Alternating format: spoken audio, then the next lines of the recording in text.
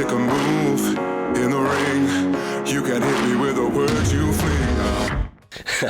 I should always check. All right, it's South China Morning Post, SCMP Martial Arts. Nick Atkin here, Denver, Colorado, with Mighty Mouse, the man, Demetrious Johnson. The champ is here. DJ, how you doing? Good, man. Good.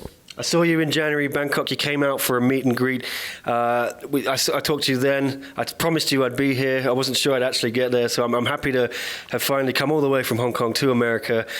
I'm jet lagged as hell, though. How does it feel for you not being tired for once? It feels great. You know, I love fighting in America. It's been since 2018 since I fought here, and I'm happy to be back here. No jet lags, 3-hour flight. You know, only thing we have to deal with is altitude, but other than that, been out here since April 18th. So just staying fresh and ready to go out there and fight. You seem to be getting a rock star reception everywhere in the hotel as well. Everyone's here to see you. What's it like having that feeling, fighting again in front of American fans? Feels great, man. Like I said, I started my career here, and I've headlined the biggest cards in North America.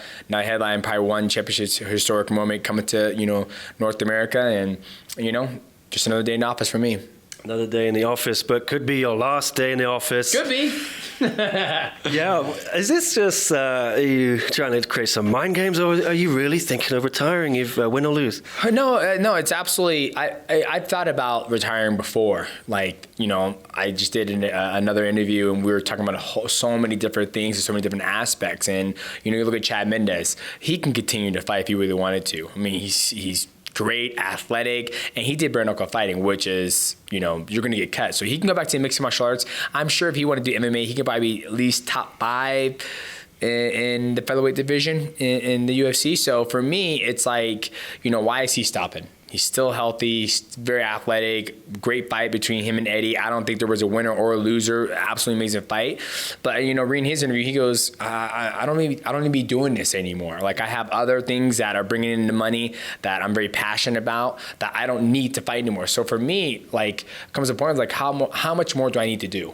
Right, that's where that kind of stems from, me just basically speaking my feelings and letting people know the stuff I'm going through as a professional athlete that's been on top the sport for so long.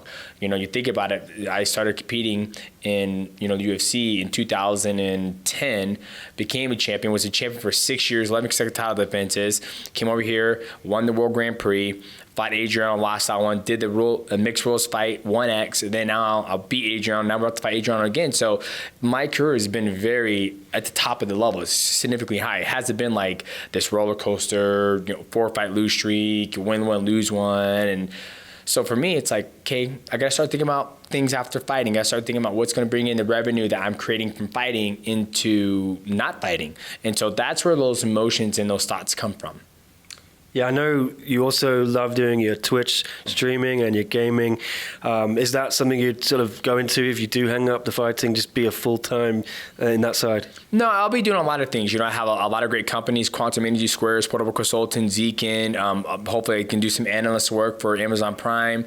I'm going to continue grappling and Brazilian Jiu-Jitsu and my gi. And, like I said, it's starting to think outside the box, and I've always thought about that. And so creating my own brand, building up the YouTube channel as well, creating other avenues of stream income, right? Like all the most wealthiest people in the world, they say you need multiple streams of income, not just one. So right now, mixed martial arts is one. It's the biggest stream. But if I can get, I have my YouTube, I have, merch, I have, seminars, all that stuff. Those are all little streams. If I get that stream as wide or close to being wide as my mixed martial arts income, then that's where I'm trying to strive for. Can I get one of these energy squares? I heard you talking about it in January. They sound interesting. Yeah. I think the company will be out here. My partners will be out here, and we'll do our best to try to get you one. Thank you very much. Well, it would be obviously very sad to see you retire, but one reason why, I think also, as you were talking about maybe doing some kickboxing in one or whatever, would that be? Yeah, no kickboxing. Those guys take way too much damage. I mean, if I was to do kickboxing, it would have to be more, because I know I'm risking way more. A lot of people are saying, oh, MMA is more dangerous. Like, no, it's not. Like, MMA, you can move, you can wrestle, you can clinch, you can grapple. Kickboxing, shin to shin. It's only, 3, 6, 9 minutes, but those 9 minutes are brutal, and you can really get fucked up in 9 minutes. Yeah, did you scratch that itch a little bit with the Rotang mixed rules fight?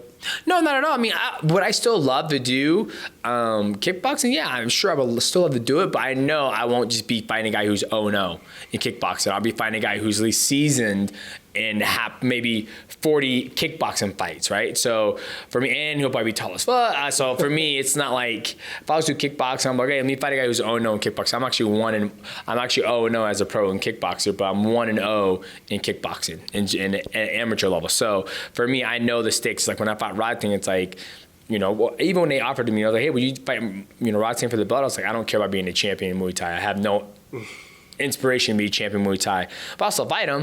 And then I said big gloves, not, MMA gloves. So, those days are passing. I'm 36 now. I have no interest doing any kickboxing unless the paycheck was absolutely amazing. So. Yeah, well, we mentioned Rotang. He's on this card as well. Co-main event defending his flyweight Muay Thai belt against Edgar Tabarez. Do you think that the American audience are going to finally get a little bit of understanding about how high level this striking is? You talk about it a lot. One championship, it's just different level, isn't it, when you get to the kickboxing and Muay Thai with the striking? Yeah, absolutely. And I think the American fans know who Rotang is already.